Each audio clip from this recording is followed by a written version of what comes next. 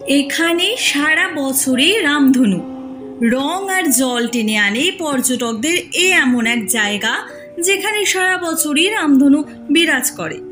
আর আছে জল, রং আর জলের আকর্ষণে এখানে সারা বছরই পর্যটকদের ভিড় লেগে থাকে।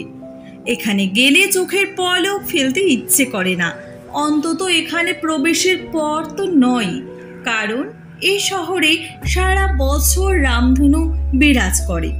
এও কি সম্ভব? হ্যাঁ, তবে সে রামধনু আকাশে নয়, মাটিতে। আসুন জেনে নিই বিস্তারিত। তার আগে বলে রাখি, যদি আমার চ্যানেলটিকে ভালো লেগে থাকে, আমার ভিডিওগুলো দেখে ভালো লেগে থাকে, তাহলে অবশ্যই সাবস্ক্রাইব করে দিয়ে লাইক, কমেন্ট এবং শেয়ার করুন। এই শহরের বাড়িগুলোর দিকে চাইলেই চোখের সামনে ভেসে ওঠে যেন রামধনু, কারণ এক এমন শহর যেখানে বাড়িগুলি এক রকম আকারের এবং বিভিন্ন রঙের। একটি রঙের সঙ্গে পাশের বাড়ির রং কখনোই মিলবে না।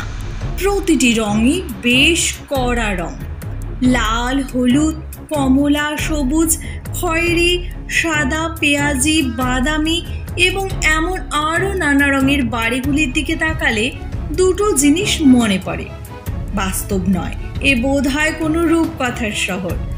আর চোখের সামনে ভেসে ওঠে আকাশের বুকে ক্ষণিকের জন্য ভেসে ওঠা রামধনুর রঙের বাহার।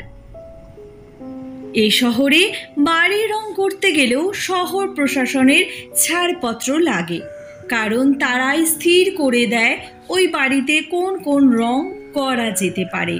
তার মধ্যেই বেছে নিতে হবে পছন্দের রং। নিজের পছন্দে বাড়ি রং করা কখনোই সেখানে যাবে না। এ শহরের আরও একটি নিয়ম হলো, মোটামুটি 2 বছর পরে এই শহরের বাড়িগুলিতে নতুন করে রং করা হয়। কিন্তু কেন এই রঙের বাহার?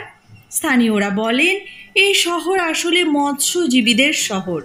এখানে অনেক বাড়ির বাসিন্দাই যখন জলে মাছ ধরতে যেতেন, তখন জলে নৌকা নিয়ে ভাসতে ভাসতে যাতে তাদের শহরটা অত দূর থেকেও সহজে দেখতে পান, তাই এমন রঙের বাহার।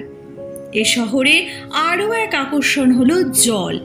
জলের ওপর ভেসে এই শহরে যাতায়াত। জল শুনে মনে হতেই পারে, তবে কি ভেনিস? না, একেবারেই ভেনিস নয়, তবে ভেনিস থেকে দূরেও নয়। ভেনিস থেকে মিনিট 45-এর পথ পার করলেই একটি শহর রয়েছে, যার নাম বুরানো। এই বুরানো শহর আবার 4টি দ্বীপ নিয়ে গঠিত। প্রতিটি দ্বীপ সেতু দিয়ে জোড়া। ইটালির এই বুরানো শহরকেই বলা হয় রামধনুর শহর। এ শহরে বাড়িগুলির এই রঙের বাহার দেখতে বহু মানুষ ছুটে আসেন এখানে দেশ বিদেশ থেকে। এরকমই জানা অজানার জিনিস জানতে এখনই আমার চ্যানেল জানার জগৎটিকে সাবস্ক্রাইব করে লাইক, কমেন্ট এবং শেয়ার করুন। ভালো থাকবেন, ধন্যবাদ।